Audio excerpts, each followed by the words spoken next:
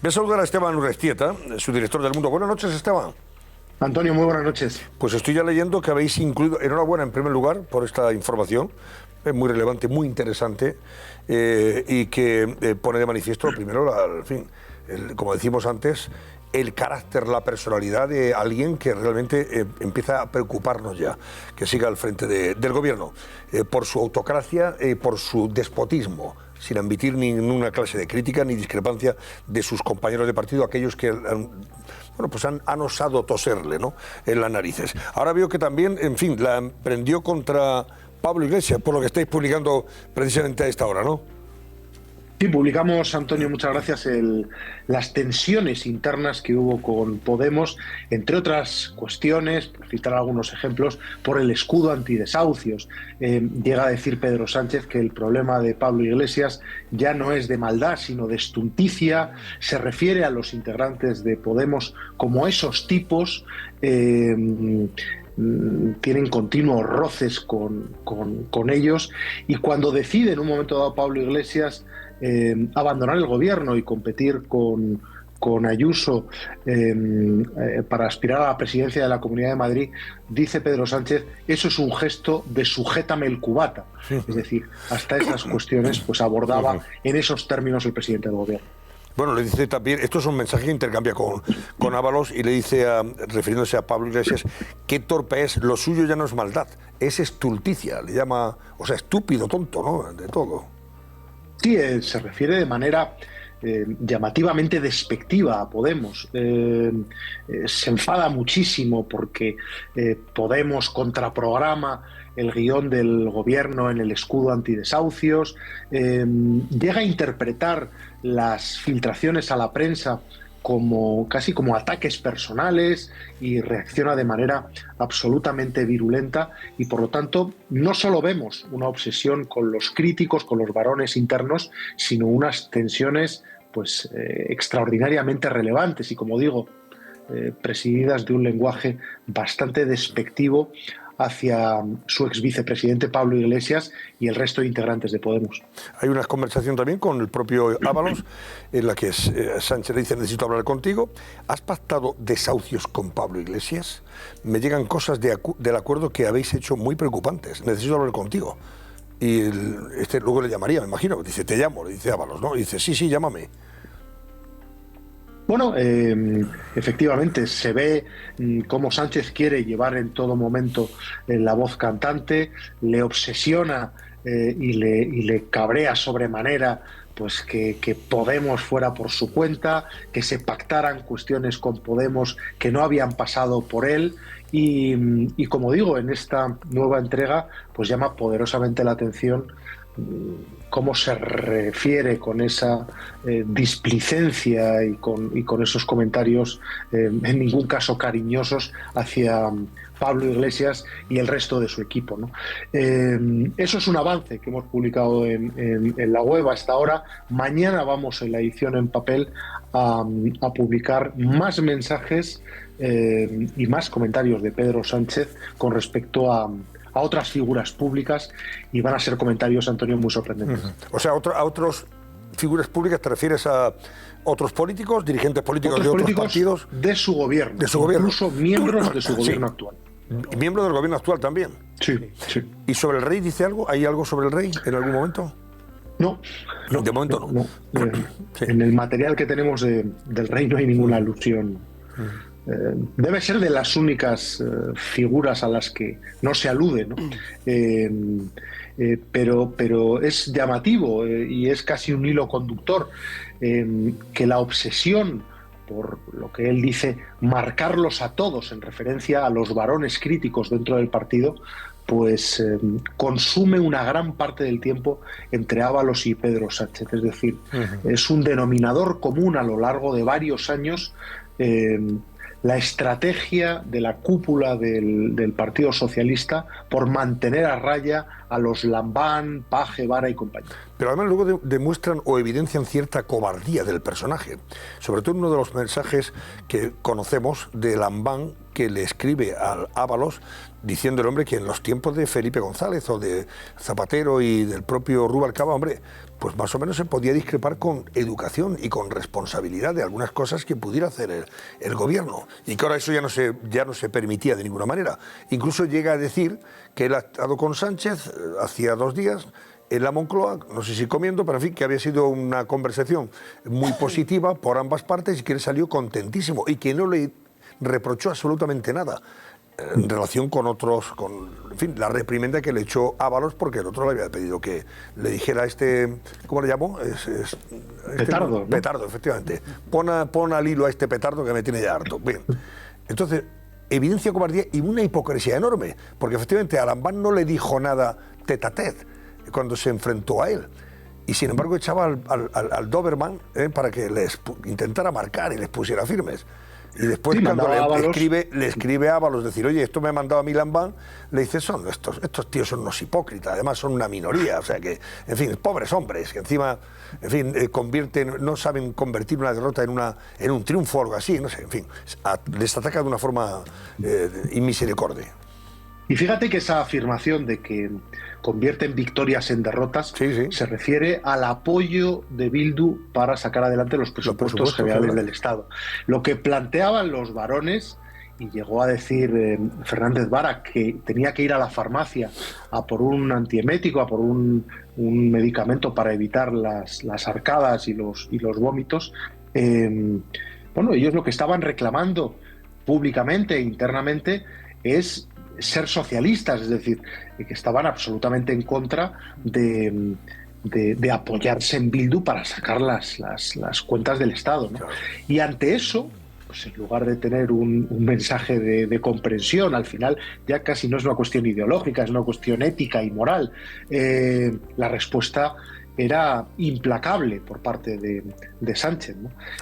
Están concibiendo, como tú bien recordabas, como derrotas lo que son auténticas victorias, y ahí le apostilla a Ábalos, complejo de pobres.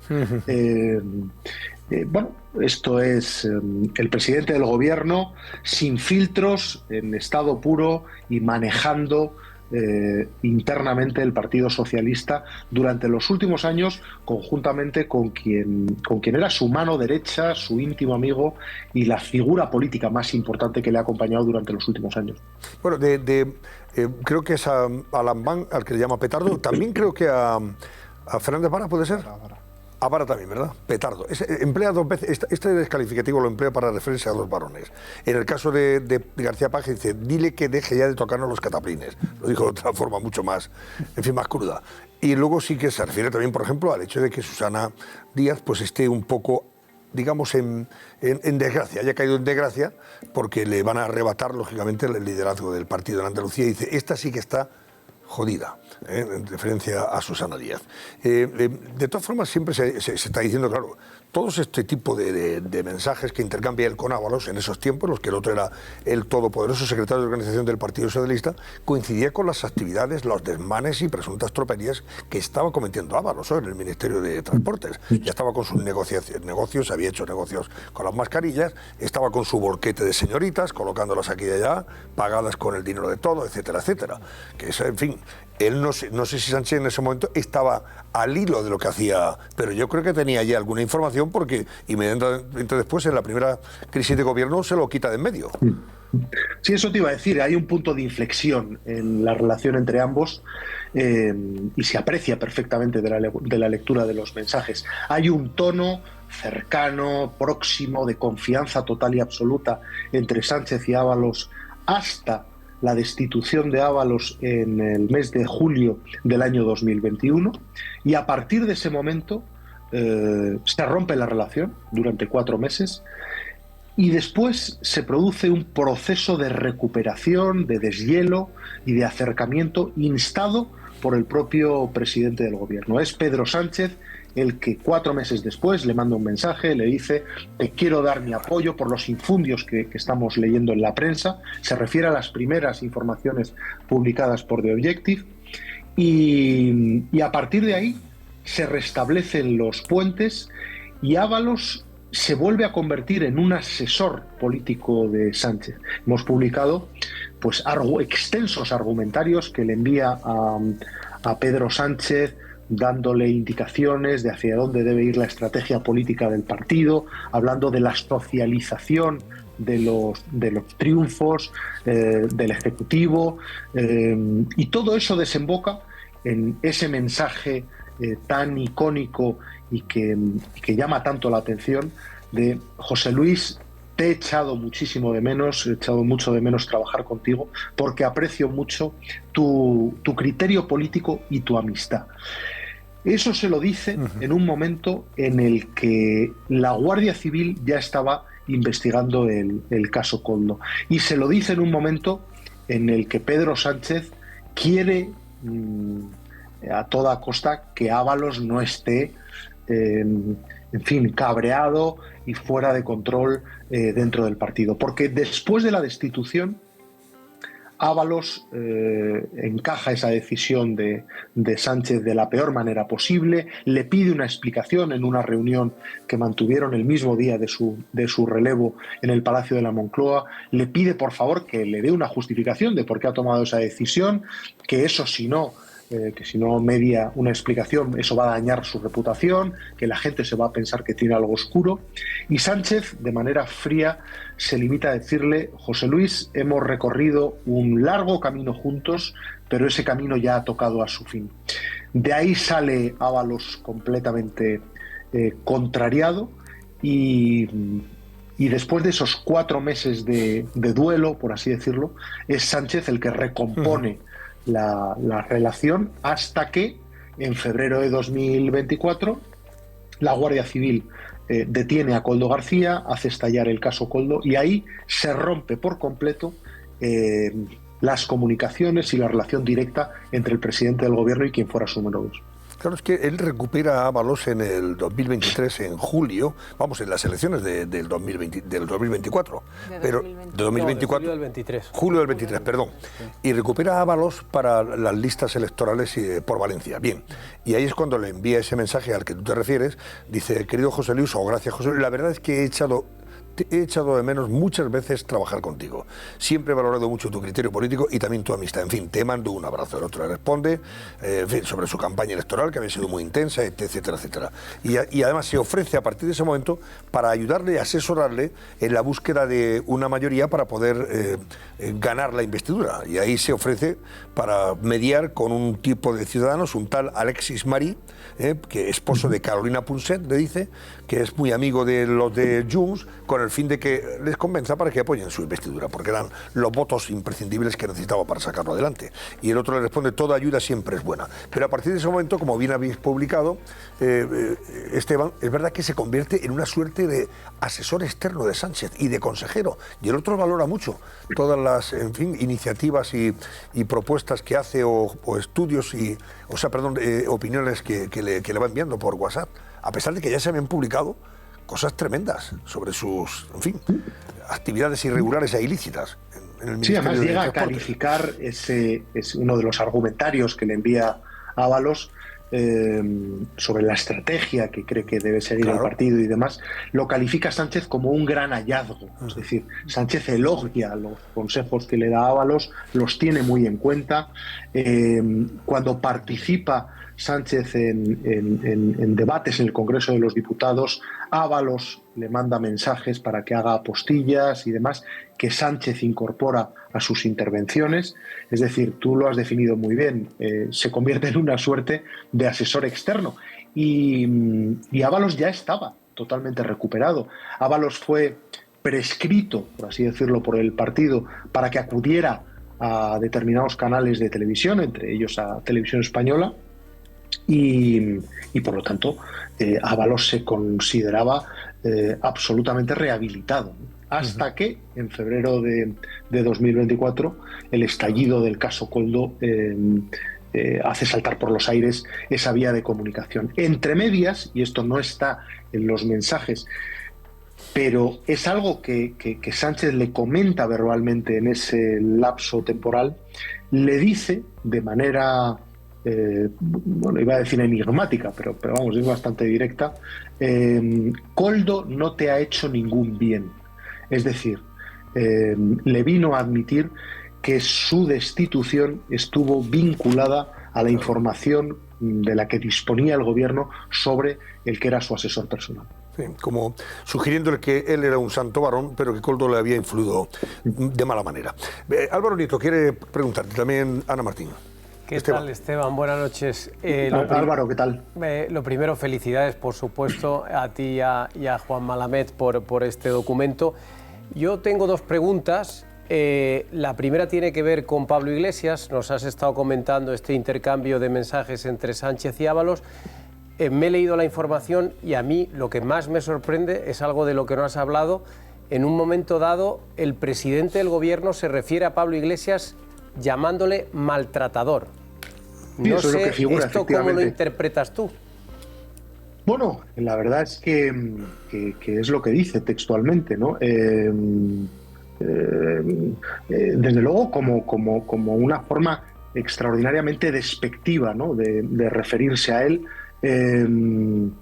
Yo creo que todos tenemos en la cabeza los mensajes que se publicaron en su momento, de los comentarios que hacía en chats internos de Podemos Pablo Iglesias. Yo no sé si se refiere exactamente a eso, pero desde luego son calificativos extraordinariamente despectivos hacia quien había sido su vicepresidente del gobierno, ¿no? Y luego has dicho que mañana ibais a publicar nuevos mensajes. Y durante esta entrevista, Esteban, no sé si sabes, pero tu periódico ya ha desvelado la portada de mañana y ahí vemos una frase muy destacada sobre Margarita Robles en la que alguien le llama pájara. No sé si le llama el presidente del gobierno pájara o se lo llama Ábalos. Mira, eso te lo desarrollo. Vamos a ver, en noviembre de 2020, Margarita Robles concede una entrevista a La Sexta Noche y Ábalos se pone en contacto con Pedro Sánchez, le escribe, le dice: estoy viendo a Margarita Robles en La Sexta, y empiezan a criticar a la ministra de Defensa. En esa entrevista, Margarita Robles se le preguntaba y se le exhibieron unas declaraciones de Isabel Díaz Ayuso en las que la presidenta madrileña ensalzaba en plena pandemia a Margarita Robles. Decía que era la nueva Manuela Malasaña, comparándola con la heroína del 2 de mayo por el servicio que había prestado y que estaba prestando las Fuerzas Armadas a las víctimas y a los afectados por la pandemia. Los periodistas de La Sexta le preguntaron a Margarita Robles, bueno, que llamaba la atención que en medio de un clima de extraordinaria crispación y de polarización política, pues que Isabel Díaz Ayuso hablara bien de ella, ¿no? Y esa cuestión provoca que Pedro Sánchez y Ábalos, y es Pedro Sánchez concretamente el que dice es que Margarita duerme con el uniforme puesto, ¿no? Y añade, es una pájara. Pues espero que mañana dimita la ministra de Defensa. Digo, vamos, si su jefe tiene esa opinión de ella, no sé hasta qué punto es sostenible en el gobierno, la verdad. Pues hombre, me imagino que cuando vea esto negro sobre blanco no le gustará absolutamente nada. Si al final lo trivializa y le quita importancia, mal asunto, porque realmente estas cosas son las que luego duelen, ¿no? Y duelen de forma interna. Dice, oiga, que duermo con el uniforme puesto, naturalmente soy la ministra de Defensa. ¿Y lo de pájara a qué te refieres? Claro. ¿Qué estás diciéndome? ¿Que soy una pájara? ¿Que soy, en fin, tengo una cara para una cosa y otra cara para otra? ¿O que estoy haciendo trampas? Por ahí no sé, es que evidentemente eso le debe molestar, me imagino, a Margarita Robles. Vamos a ver cómo reacciona en las próximas horas cuando lo vea en el periódico. Ana Martín. Buenas noches, Esteban, y por supuesto me sumo a las felicitaciones. Tú has mencionado, nos has hablado de ese proceso de deshielo, lo llamabas, que como bien decías, se inició a instancias de Pedro Sánchez.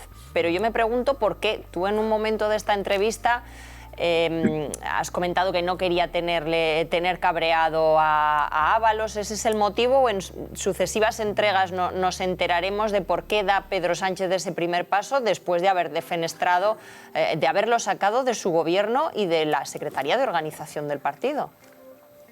Bueno, ese deshielo, y para contextualizarlo, ¿no? Se produce, y en eso Álvaro Nietos puede ilustrar mucho más, pero el punto de partida del mensaje de deshielo son las informaciones de The Objective. Toma la iniciativa Pedro Sánchez de trasladarle su solidaridad, dice, por los infundios que estamos viendo en los medios, y la verdad es que no se explicita más.